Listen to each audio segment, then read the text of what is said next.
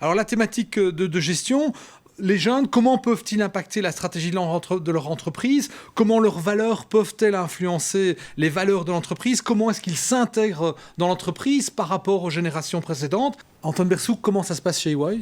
Chez EY, un peu comme chez Deleuze, le caractère indépendant est très important. Donc chez nous, on a un board qui est composé de 12 personnes par contre, parce que cela représente à chaque fois les sub-service lines du département assurance de EY.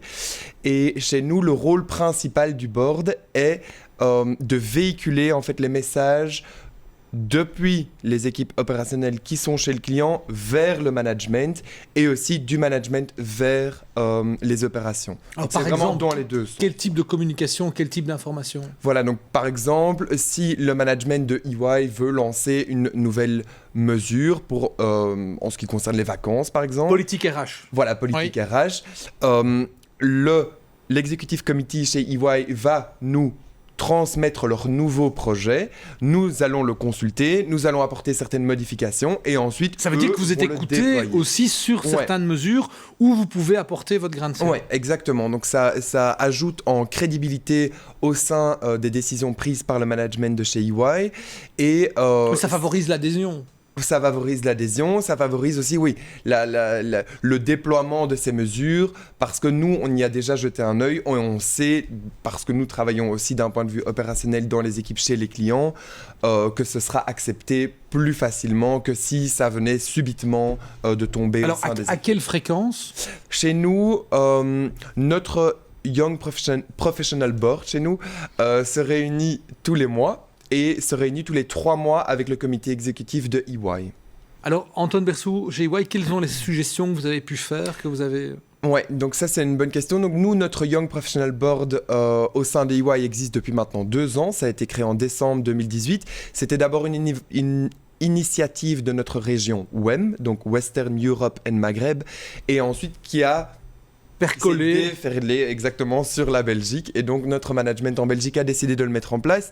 Donc, depuis 2 ans, on traite sur beaucoup de sujets. Et une des initiatives qu'on a lancées, par exemple, c'est que chez EY, bien souvent, on offre une multitude de services à nos clients.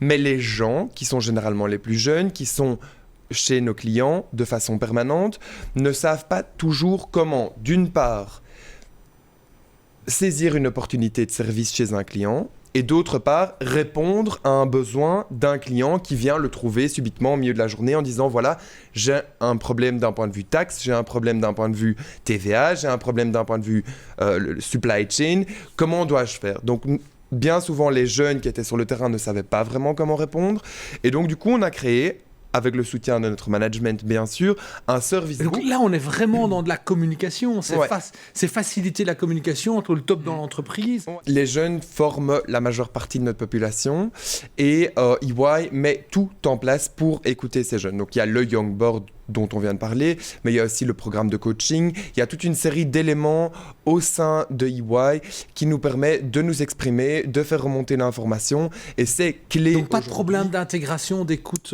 a priori? Non, je suis convaincu que chez EY, il n'y a pas de ce genre de problème dans le sens où les gens ont un buddy, les gens ont un coach, les gens savent vers qui se tourner.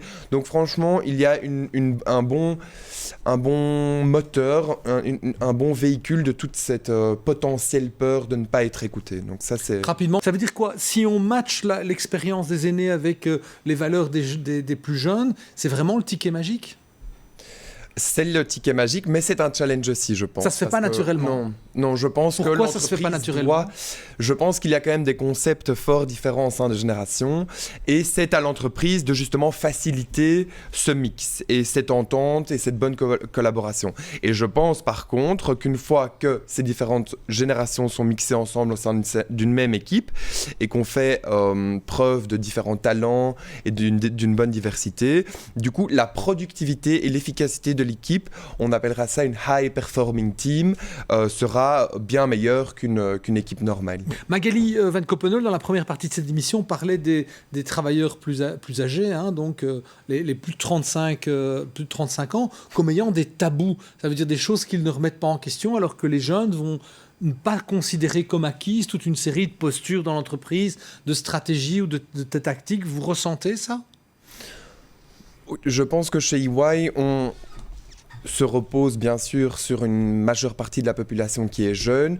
Cependant, on peut en effet, comme vous dites Bruno, voir qu'il y a certains tabous dans le sens où les jeunes, par exemple, voient moins une distinction claire entre leur vie professionnelle et leur vie privée et ont tendance à plus mixer le tout.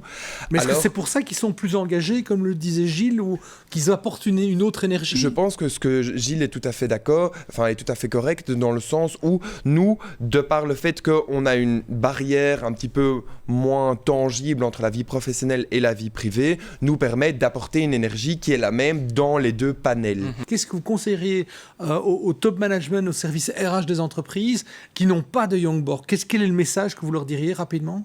Voilà, moi je pense qu'il est important de se poser les bonnes questions. Donc peu importe la taille de l'entreprise, peu importe comment c'est matérialisé, chez EY c'est matérialisé via le coaching, via les Young Board, je pense qu'il est important aux dirigeants d'entreprise de se poser les bonnes questions. Est-ce que mes employés ont l'opportunité de s'exprimer? Est-ce que je me rends assez disponible à mes employés pour qu'ils puissent s'exprimer aussi?